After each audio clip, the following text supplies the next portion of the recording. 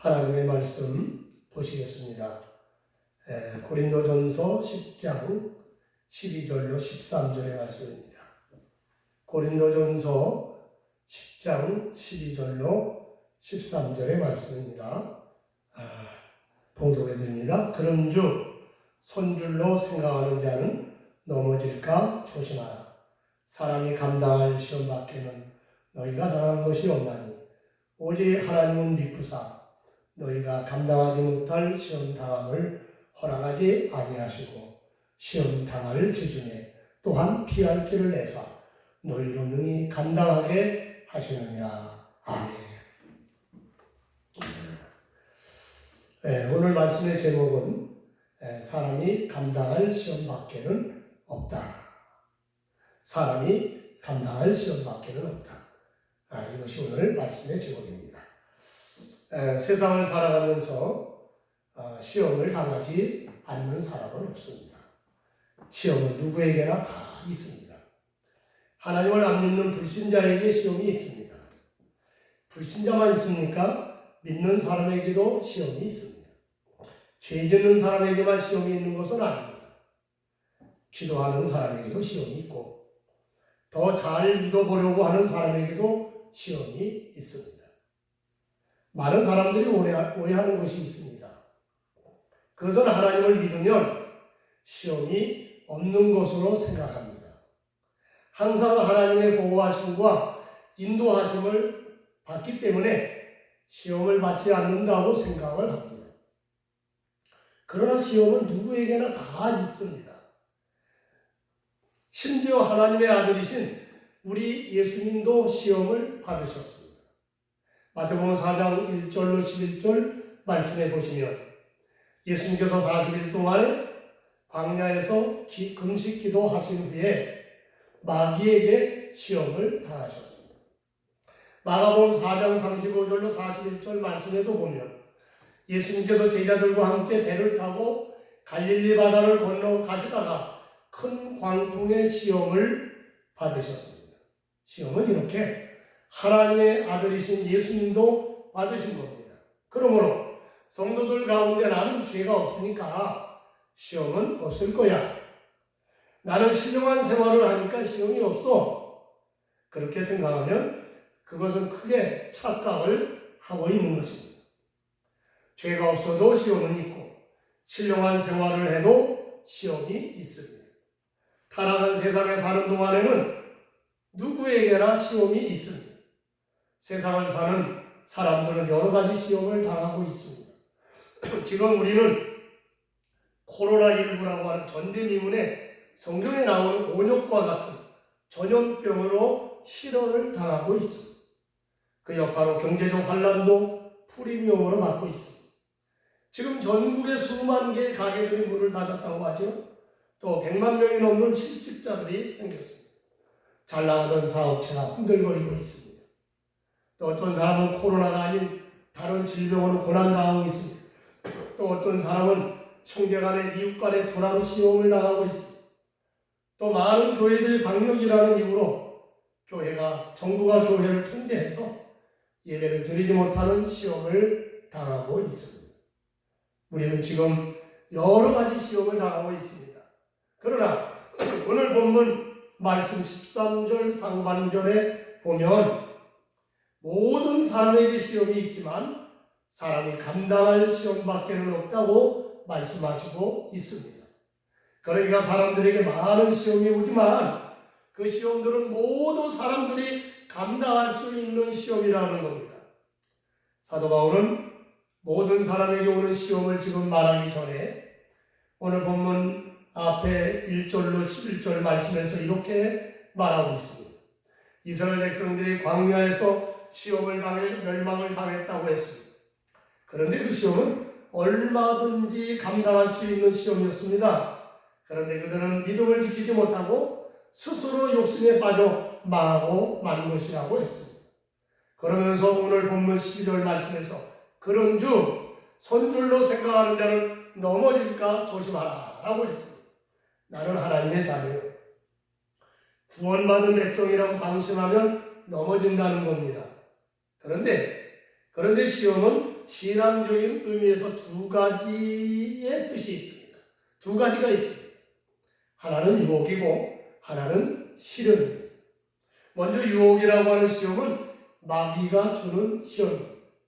마귀는 하나님의 백성, 성도들을 유혹해서 죄에 빠지도록 만들고 망하게 만드는 겁니다. 그 마귀가 예수님이 광야에서 40일 금식하고 돌아오실 때에 돌로 떡을 만들어 먹으라고 유혹했습니다. 또 높은 성전 꼭대기에 올려놓고 뛰어내려마 천사들이 너를 받아줄 것이다. 그리고 천하만국의 영광을 보여주고 만일 내게 엎드려 경배하면 이 모든 것을 내게 준다. 유혹했죠. 만약에 예수님이 마귀에게 유혹하는 대로 넘어가셨다면, 아니 넘어가실 일도 없겠지만 만약에 넘어갔다면 예수님은 모든 것이 다 끝나는 겁니다.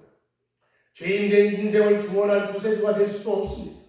하나님의 구원의 계획은 다 수포로 돌아가 망하는 것입니다. 창세기에 보면 요셉이 보디발 집에 종으로 발령났습니다.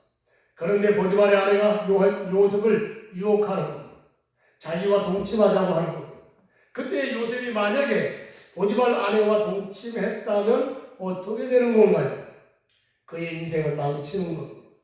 더 중요한 것은 하나님께서 요셉에게 준 꿈이 다 허사로 돌아가는 겁니다. 높은 왕과 같은 사람이 되어서 자기 백성, 자기 형제들을 구원하는 일을 할 수 없게 되는 것이고요. 세상 만민을 구원하는 일을 할 수 없게 되는 겁니다. 마귀는 이처럼 성도들을 유혹해서 그 인생을 망쳐놓고 그를 통해서 이루시려고 하는 하나님의 계획을 무너뜨려 버리는 겁니다.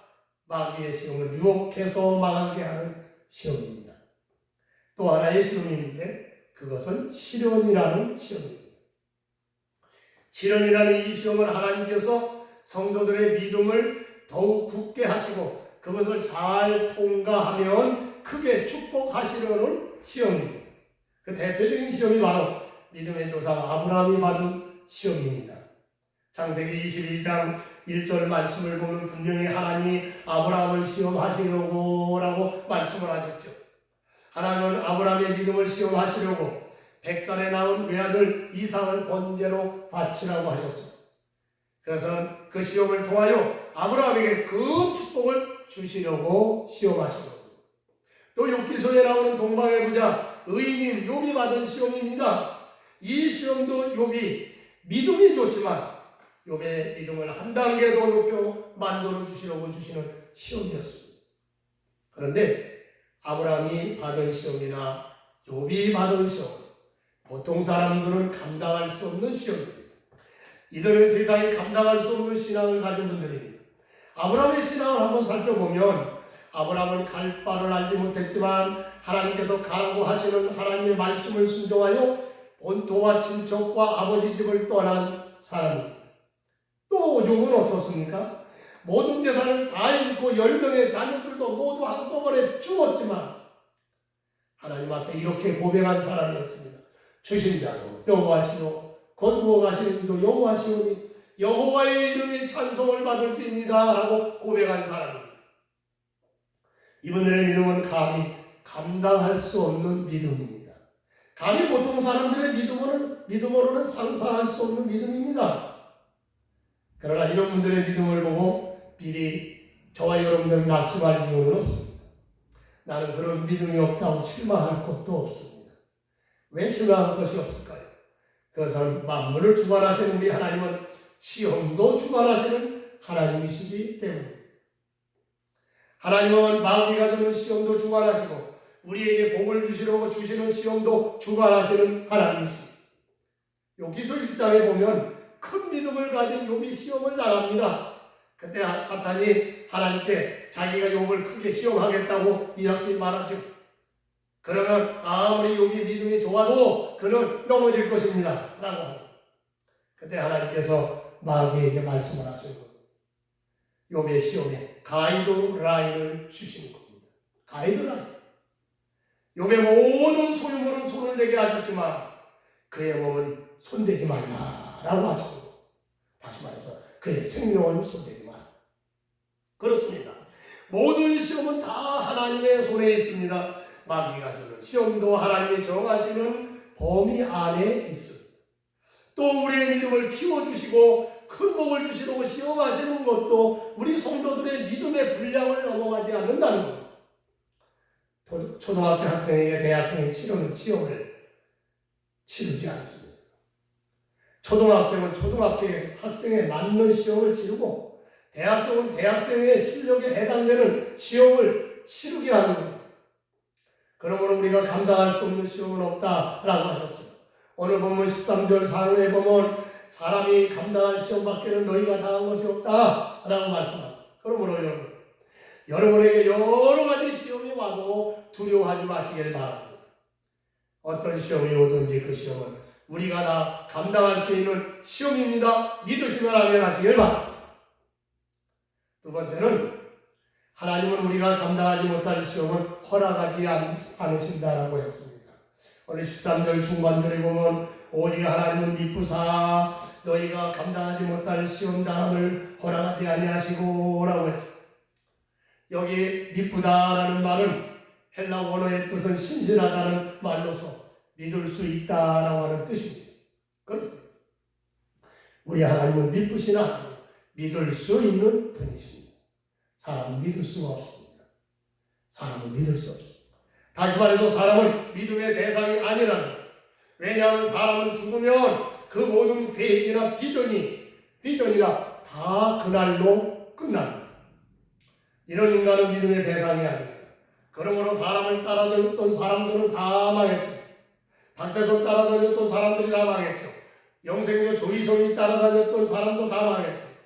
김일성이 하나님인 줄 알고 따라다녔던 사람들도 망했습니다. 모태동이 하나님인 줄 알고 따라다녔던 사람도 다 망했습니다. 사람을 믿으면 이와 같이 말합니다.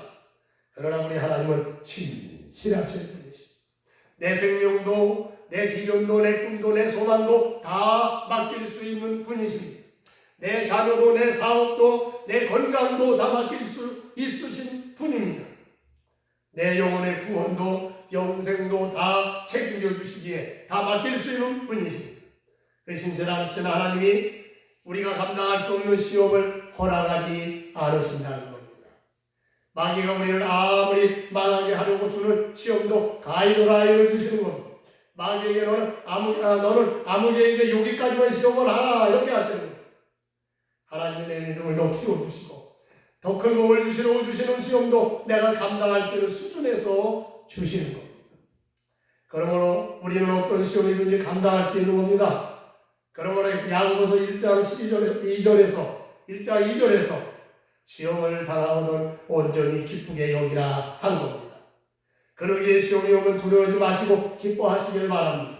왜냐하면 어떤 시험이든지 감당할 수 있고 또한 그 시험으로 하나님께서 내게 큰 복을 주시기 때문입니다. 믿으시면 아멘 하시길 바랍니다. 그러나 문제는 성도들이 시험에 넘어진다는 겁니다. 시험에 넘어지지 않아야 하는데 넘어지는 거예요. 왜 시험에 넘어질까요? 오늘 본문 12절 말씀에서 이렇게 말씀하고 있습니다. 그럼 선줄로 생각하는 자는 넘어질까 조심하라. 그러니까 시험에 넘어지는 이유가 있습니다. 그래서 자기가 선줄로 생각한다는 겁니다. 자기는 신앙적으로 아무런 흠이 없다고 생각하는 겁니다. 자기는 복음에 대한 충분한 지식이 있고 또 다시 말해서 복음이 무엇인지 확실히 안다는 겁니다. 또 신앙적으로도 생활에 아무 흠이 없다고 그는 생각합니다. 그래서 넘어진다. 이스라엘 백성들이 하나님을 배반하고 가나안 우상을 섬겼습니다. 그리고 나라가 위급하면 하나님을 찾지 않고 이방 나라에 가서 도움을 청했습니다. 그들의 삶은 이방인들보다 더 악하게 살았습니다. 그래서 이사야 선지자나 예레미야 선지자가 그렇게 회개하고 하나님께 돌아오라고 외쳤습니다. 회개하지 않고 하나님께로 돌아오지 않으면 바벨론이 쳐들어와 예루살렘 성전을 부수고 너희들은 죽음을 당하고 이스라엘을 멸망할 것이라고 했습니다. 그러나 어떻게 했습니까? 이스라엘 백성들은 회개하지 않았습니다. 하나님께로 돌아오지 않았습니다. 그리고 우리는 하나님의 선택받은 성인이기 때문에 하나님이 우리를 도우셔서 결코 이방 나라가 예루살렘을 쳐들어올 수 없다고 장담했습니다. 그러나 어떻게 됐을까요? 이사야 선지자가 예언했듯이 예레미야 선지자가 예언한 대로 예루살렘은 바벨론 손에 멸망했습니다. 하나님이 계시다는 예루살렘 성전을 철저하게 무너지고 불타버리고 말았습니다. 오늘도 나는 만세전인 그리스도 안에서 택함을 받아 예수님을 그리스도로 믿음으로 하나님의 자녀가 되었고 예수님의 보혈의 피로 내 모든 죄가 다 용서받았기 때문에 주의 성수 좀 잘못하고 세상 사람들과 좀 어울려 죄악의 자리에 있다고 하더라도 나는 구원받는 일에는 아무런 해가 없다고 생각하는 분들이 있다는 겁니다. 자기는 복음이 무엇인지 믿음이 무엇인지 확실히 알기 때문에 문제가 없다 생각합니다. 그렇다면 그 사람은 넘어질 수밖에 없는 겁니다. 아무리 성경을 많이 읽고 아무리 복음에 대한 확신이 있다고 자만하더라도 넘어지는 겁니다. 광야에서 멸망한 이스라엘 백성들처럼 다 망하는 겁니다. 앞에 말씀을 보시면 이스라엘 백성들이 애굽에서 멸망당한 것이 아닙니다. 애굽에서 이미 구원을 받았어요. 그리고 모세에게 속하여 다 같이 구름과 바다에서 세례를 받고 다 같은 신령한 음식을 먹었죠. 다 같은 신령한 음료를 마셨습니다. 은혜 생활을 했다는 거예요. 그러나 방종한 삶을 살아서 우상을 숭배하고 이방인들과 음행을 하고 불뱀을 물렸을 때 녹뱀을 보지 않고 하나님을 시험했습니다. 그러고는 그들은 광야에서 멸망당했죠. 그러니까 이거는 우리가 상징적으로 보면 교회 다니다가 멸망당합니다. 그러므로 신앙은 자만하면 안 됩니다. 항상 겸손히 주만 바라보고 우리 하나님만 의지해야 됩니다. 그 말씀에 합당한 삶을 살아야 합니다. 그렇지 않으면 넘어진다는 사실을 믿으시기를 축원합니다. 마지막으로 시험 당할 지점에 피할 길을 내주신다고 했습니다. 오늘 13절 하반절에 보면 시험 당할 주중에 또한 피할 길을 내사 너희로 능히 감당하게 하시느니라. 우리 구약 성경 사무엘상 21장 10절로 15절의 말씀을 보면 다윗이 자기를 죽이려고 하는 사울왕을 피하여 블레셋 가두왕 아기스에게로 갔습니다. 유다 땅에서는 사울이 죽이려고 하니까 다윗은 이방 땅 블레셋 땅으로 피난을 간 겁니다. 그런데 그것은 잘못된 선택이었습니다. 다윗이 블레셋으로 간 곳은 안전한 곳이 아니라 사막의 음침한 골짜기였어요. 가드왕 아기스는 다윗에 대해서 잘 몰랐어요. 그런데 아기스 왕의 신하들이 다윗을 알아보는 겁니다. 신하들이 아기스 왕에게 다윗에 대해서 이렇게 말합니다. 이는 그 땅의 왕 다윗이 아니니까 무리가 춤추며 이 사람의 일을 노래하여 이르되 사울이 죽인 자는 천천히요 다윗은 만만이로다 하지 아니하려나이까.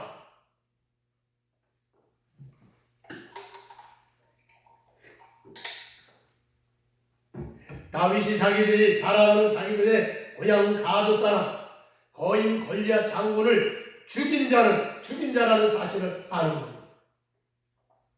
그리고 다윗이 골리앗을 죽이고 이스라엘을 구했을 때 이스라엘 여인들이 다윗을 노래하여 사울이 죽인 자는 천천히요 다윗을 만만이로나 찬양했다는 사실도 알고 있습니다. 이제 다윗은 스스로 적들의 소나기에 들어간 겁니다. 이제 다윗은 큰일 났습니다. 그 사실을 알고 가드왕 아기스가 분노하여 다윗을 포박하여 죽이라고 명령하면 죽음을 당하는 겁니다. 정말 위기일반이었습니다. 그런데 그때 하나님께서 다윗에게 지혜를 주시는 겁니다. 갑자기 다윗이 아기스 왕 앞에서 미친놈이 되는 겁니다. 침을 질질 흘리고 대문짝에서 그저버리는 겁니다. 그 모습을 본 아기스가 신하들에게 소리를 치는 겁니다. 이 사람이 미치광이로 다 어찌하여 그를 내게로 데려왔느냐. 이 미쳐놓은 걸 당장 쫓아내라 라고 했습니다. 그래서 다윗은 가드왕 아기스에게서 쫓겨났어요. 블레셋 왕에게서 죽을 자리에서 살아난 겁니다. 큰 시험에 빠졌는데 하나님께서 다윗에게 피할 길을 열어주신 겁니다. 할렐루야. 제가 26살에 강원도 인계 어른교회로 첫 목회를 갔습니다. 그리고 그 교회에서 목회하면서 총신을 졸업하고 1980년 10월에 목사 안수를 받았습니다. 목사 안수를 받고 그해 12월에 어론교회를 사임하고 가진 돈도 없이 누군가의 후원해주는 사람도 없이 잠실에 사는 우리 노고사님에게 사무 이자를 주고 100만 원을 빌려서 성남에서 홀을 얻어 개척교회를 시작했습니다. 그런데 도시교회에 대한 경험도 없고 그러니까 전도도 안 되죠. 이자와 월세만 늘어나는 겁니다. 그때 정말 저는 앞길이 캄캄했습니다. 목회에 친밀히 아는 선배 목사님도 없고 또 어디로 갈 만한 교회도 없는 겁니다. 그래서 답답해서 기도하다가 지금은 은퇴하셨지만 포천 가산제일교에서 목회하는 동기 목사님을 찾아갔더니 백령도 가을교회 장로님이 목회자를 청빙하러 오셨다는 겁니다. 그러면서 저를 보고 백령도로 가라는 거예요. 그래서 가겠다고 하고 교회를 정리하고 가을교회 허상준 장로님을 따라 백령도로 가는 겁니다. 저는 그때만 그런 것이 아니에요. 앞길이 캄캄할 때마다 하나님께서 피할 길을 열어주셔서 지금까지 목회하게 하시는 겁니다. 그렇습니다. 우리에게 어떤 시험과 시련이 와도 하나님만 굳게 의지하고 하나님만 바라보면 하나님은 피할 길을 열어주시는 겁니다. 그러므로 시험을 두려워하지 마시길 바랍니다. 특히 코로나19로 우리는 앞으로 어떻게 세상이 되어질지 두려운 것은 사실입니다. 그러나 두려워할 것이 없는 것은 어떤 시험이 와도 우리가 감당할 만한 시험 외에는 주시지 않는다는 사실. 또한 항상 위급한 때는 피할 길을 주신다는 겁니다. 그러므로 항상 하나님 안에서 담대하게 사시기를 바랍니다. 믿음으로 굳게 서시기를 바랍니다. 그러므로 항상 승리하시는 저와 여러분 다 되시길 주의 이름으로 축원합니다. 기도하시겠습니다. 사랑하시는 하나님 아버지, 하나님께서는 우리가 시험을 당하지만 그 시험의 범위를 정하셔서 우리가 다 감당할 수 있는 시험을 허락하신다고 했습니다. 그러므로 아버지 하나님, 주님께서 이와 같이 은혜를 베풀어 주시는 줄 압니다. 또한 이 시험에 우리가 어려움 속에 있으면 또한 피할 길을 열어주시기로 하신다고 했습니다. 하나님, 그러므로 이와 같이 우리는 시험이 올 때에 두려워하지 말고 오히려 기뻐해야 된다고 하는 귀한 말씀을 통해서 하나님, 저희들이 날마다 이 어려운 시험 속에 우리가 이와 같이 한 가지 시험을 마치면 또 다른 시험이 우리에게 대기되어 끊임없이 오는 시험 속에서도 두려워하지 않고 우리 하나님을 바라보고 겸손히 하나님 앞에 무릎을 꿇고 기도하여 이 어려운 시험 난관을 잘 이겨 승리하는 저희들 다 되게 해 주옵소서. 예수님의 귀하신 이름으로 기도합나이다. 아멘.